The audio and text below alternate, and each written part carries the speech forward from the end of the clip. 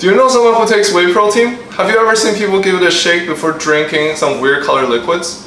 It could be BCAAs and other stuff, for sure, but most likely it's going to be whey protein, as it is one of the most consumed supplements in the world, not just in the fitness industry but also among dietitians. So why do people like this stuff so much?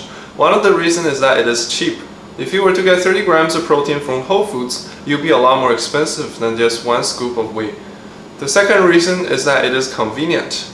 You don't have to prepare, you don't have to cook, and you don't have to clean up. The third reason is that sometimes people have trouble meeting their daily protein needs, and whey protein is perfect for filling that gap. I bet many of you are wondering if whey protein is healthy for you. It is actually one of the most studied supplements alongside creatine monohydrate. The short answer is yes, if you consume within the recommended dose found later in this video. Studies have also shown that consuming whey protein does not cause kidney or liver damage when consumed within the recommended range, assuming that you do not have pre-existing conditions. An extra tip though, if you're allergic to dairy, try out some of the plant-based protein as well. While we're on the topic of protein variety, let's talk about the difference between whey isolate and whey concentrate, as well as casein. Why not? But before we do that, please take a moment to like the video. It really does help the channel out. And subscribe to the channel if you find the video helpful so far. Whey isolate is over 90% pure protein and under 1% lactose, whereas whey concentrate is about 70% protein and the rest are fats and carbs. Whey isolate is the purest form of protein. If you're lactose intolerant, pick the whey isolate as it has less sugars in it. Whey concentrate can be helpful if you're short on money, as it's cheaper than isolate. But also you need to look at the brand. Is it a big brand? Here's where the trust comes from, as there's a lot more room to do stuff with the concentrate. You could add fillers that people don't want, or you could choose a lower quality protein. So the brand trust here is very, very important. And while we're at it, studies have shown that plant-based proteins are not as good as whey protein and casein. However, if you're allergic to dairy and plant-based protein is all you've got, go for it. The biggest difference between whey protein and casein is the digestion rate. Whey has a much higher digestion rate than casein, meaning that it will release much of its amino acids in shorter amount of time, whereas casein will release amino acids gradually over time.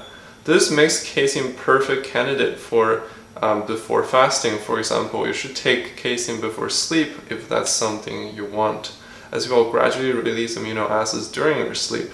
So the ultimate question is, should you take protein powder? It depends. Whole foods beat supplements. Supplements cannot replace whole foods because there are other macronutrients and micronutrients in whole foods that are not found in a scoop of protein powder. It's recommended that you consume about 0.8 to 1.2 gram of protein per pound of body weight, or 1.6 to 2.2 gram of protein per kilogram of body weight.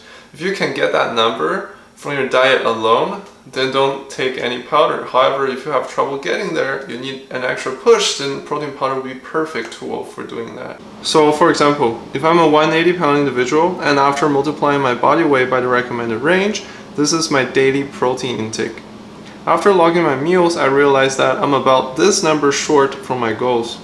In this scenario, a scoop of protein powder will be perfect, as it gets me to my protein needs. Now we address the if, let's address the when. Should you take protein powder before or after your workout? I'm sure some of you have heard about this term, such as the anabolic window that open after your workout, and you should be taking protein within that window to maximize gains. Studies show that this is not necessarily the case if you have had a meal before or have had some kind of pre-workout meal with sufficient protein. It doesn't matter when you take your protein shake, as long as you take it and meet your protein requirements. However, if you're in a fasted state, studies show that you should be taking the protein shake beforehand to maximize your gains. For example, if you just woke up in the morning and don't have time to cook a meal and just headed straight for the gym, good for you, but don't forget to take some kind of protein shake. Thank you so much for watching. Like the video and share with your friends if you think it's helpful. Subscribe to the channel for more science-based videos such as this one. This is a playlist for short exercise form correction videos, and this is for fixing your chest imbalance. I'm P signing out.